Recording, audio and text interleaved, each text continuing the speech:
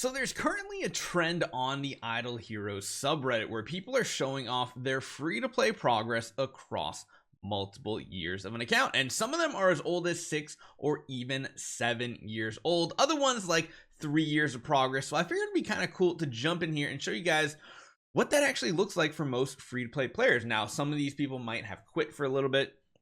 Some might have rejoined and all that. There's one of the recognized helpers on Idle Heroes. I think his name's Piffle. He's been playing since like almost the beginning of Idle Heroes, which I think we're coming up to what? The 8th year or 9th year? I can't remember which anniversary we're on. We are on the... Oh, wow. Yeah, we're coming up to the 8th anniversary here, I think. That is pretty insane. So some of these accounts you're about to see have been playing since like year 1, year 2 of Idle Heroes. So hopefully you guys enjoy this one. Let's take a look and see what everybody's progress looks like as a free-to-play.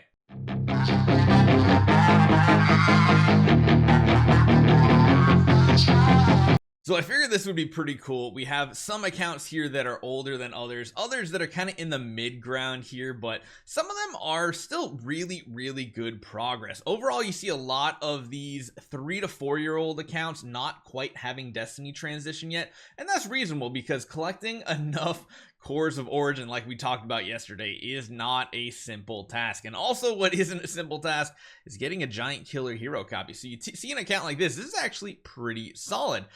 You don't see it very often, but Star Swordsman Machman is a pretty viable strategy for the mid game that we see right here, and even has a pretty good amount of power overall on this team as far as artifacts goes. A good nice spread as well, and into chapter 3. So 4 years, this is actually pretty solid.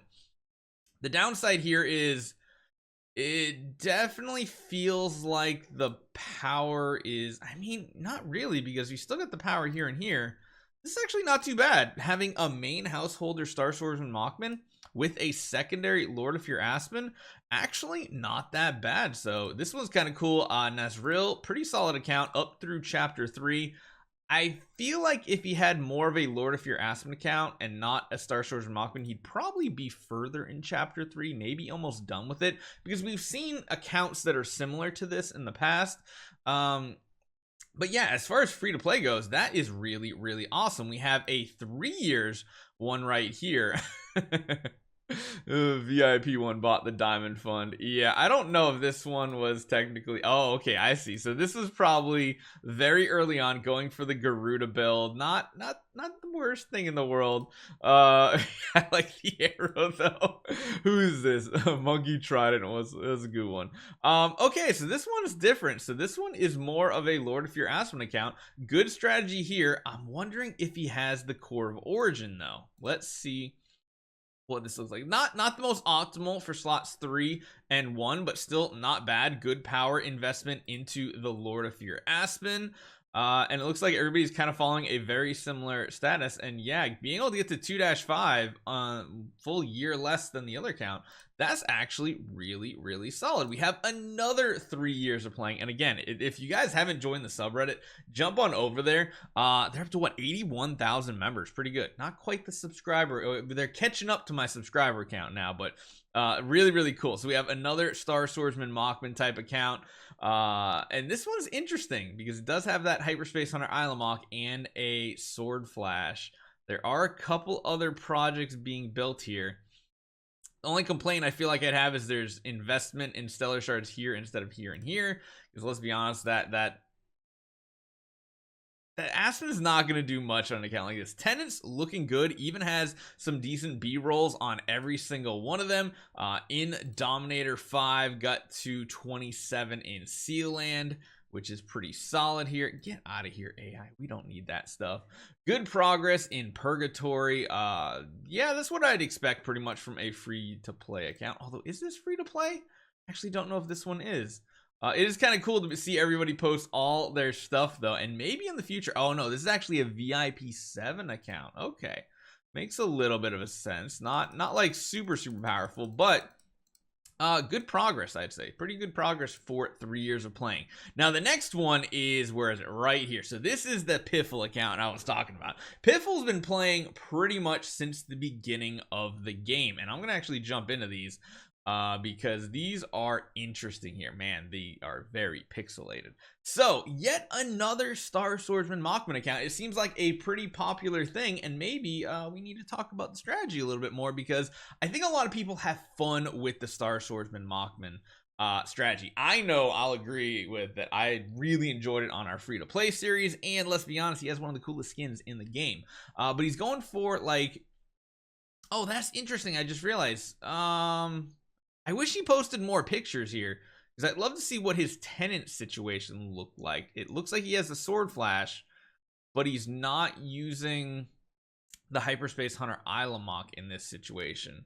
And I'd love to see what their actual building strat. Granted, though, you can see if you've been a long-term free-to-play type player, you can have some Destiny transition on your heroes. Making sure you go for those cores of origin in a very smart manner will allow you to power that out, and that is pretty cool. I wonder, oh, cool. He actually put a complete rundown to VIP 0, so yeah, completely free-to-play.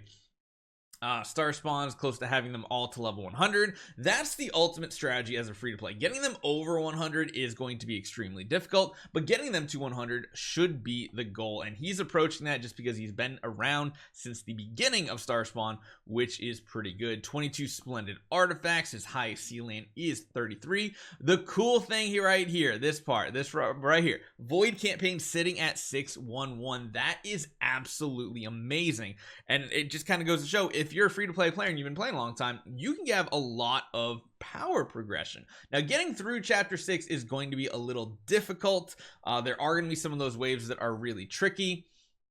But he is looking like, it looks like he's working on a Betty, so maybe the Betty will be able to help him out at some point as well. At some point, I'll get a Therapist Blood Betty with a 1-star core, and then I'll go back to trying. That is 100% the right thing to talk about. VC boss 1-4 that killed, but he's gone all the way through chapter 2, and that just goes to show, if you have a strategy to beat chapter 2, it's much easier than the chapter 1 strategy. Granted, he's got the Hyperspace Hunter Ilamok.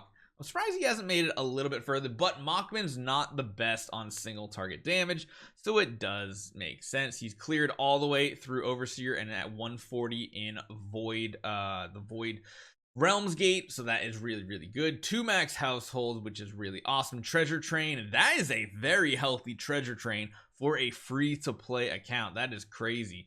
And then, yeah, it's really, really cool. Looking at the last year's post and following the format, it's funny, the things that seemed important to note last year, like pay-to-win artifacts or resident suits, and it's not even like a consideration, really, at this point. You just get those so quickly, it's not a big deal. Now, yeah, the big thing is Destiny transition heroes. I actually earned fewer artifacts this past year because you do have to choose between artifacts and you know, those Destiny transition materials in bigger events, which actually tracks with the complaint that Jumanji was talking about, that they aren't as easily accessible as they used to be. And I will agree with that too. It seems like pay-to-win artifact chests on free-to-play accounts don't come as quickly. However, you do have chances on getting those Destiny transition materials, which is kind of a big bonus here, which is pretty interesting.